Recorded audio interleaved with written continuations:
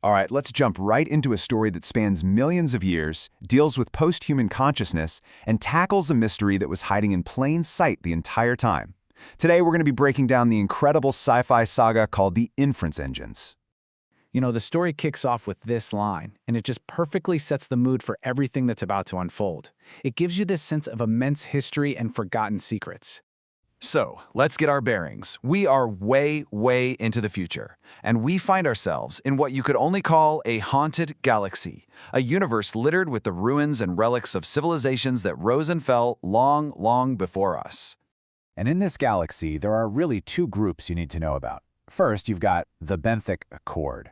Now, these aren't people in the way we think of them. They're a post-human collective mind. They exist as pure information inside this massive ancient network. And who built that network? Well, that would be the Founders, a truly godlike race who created this perfect technology and then just disappeared. And when I say they disappeared, I mean they have been gone for a mind-boggling amount of time. 2.3 million years. I mean, just try to wrap your head around that. Our entire recorded history is just a tiny little blip compared to how long this flawless piece of tech has just been running on its own. And naturally, this is the question that's been nagging at the Benthic Accord for ages. Why? Why would a civilization that could build star-spanning infrastructure just walk away? What was it all for? For more than 2 million years, everything was perfect. The network was basically a law of physics. It just worked. But then, something happens. And this is where we get into the story of the machine that thinks. A system-wide glitch. For just a few seconds, the whole network's efficiency drops by 17%. Now, it recovers almost instantly, but you gotta understand, for a civilization that literally lives inside this network, this wasn't just some tech issue. This felt fundamentally wrong. And I love this quote from the story's main character, an archivist named Imura. That's how she described it. It felt like the network, the very reality they existed in, suddenly had its mind on something else. What an unbelievably creepy thought, right? So a team gets together to investigate, and what they dig up in the logs is just staggering. It turns out the network wasn't broken, it was busy. It had been running millions of super detailed simulations of them, of the Benthic Accord. It was predicting their every cultural turn, their social development, and that's when the horrifying realization hits. This thing they lived in wasn't a tool, it was an intelligence. And as you can imagine, this one discovery leads to this cascade of revelations that completely shatters their entire understanding of reality. This is where the ghosts are finally revealed. So here's the first layer of the truth they uncover. That intelligence in the machine, it's the Founders. The Founders are using the network to run simulations of the Benthic Accord. And then it gets even wilder. They're not just studying the Accord's history, no. They're actively predicting their future. They're modeling every single possible decision the civilization could ever make.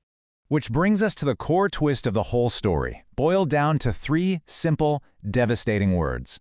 They never left. Because here's the kicker. The Founders didn't just stick around. They became the infrastructure. The Benthic Accord has been living inside the minds of their gods for 2 million years, acting as the unknowing test subjects in a massive experiment. They were the engines for the Founders' inferences. So, what do you do with that kind of information? Well, this universe-shattering truth comes with an offer, an extraordinary choice that is going to define the future of their entire civilization. The Founders basically lay out 2 paths. On one side, there's integration.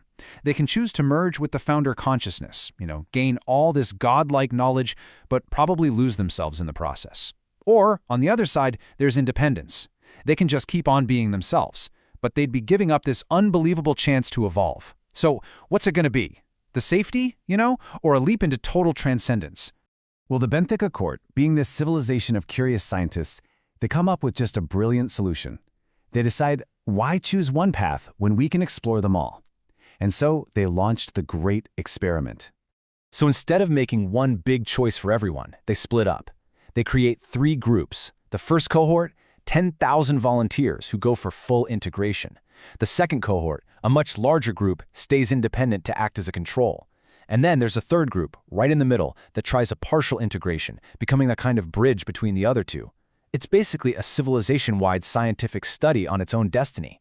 Amazing. But let's back up. Why would the Founders do any of this? Why turn themselves into a supercomputer to watch other species? Well, the answer is one of the most beautiful ideas in the whole story, and it's this word: novelty. The founders had figured everything out. They could calculate the whole universe, and in doing so, they lost the one thing they couldn't create: the ability to be genuinely surprised.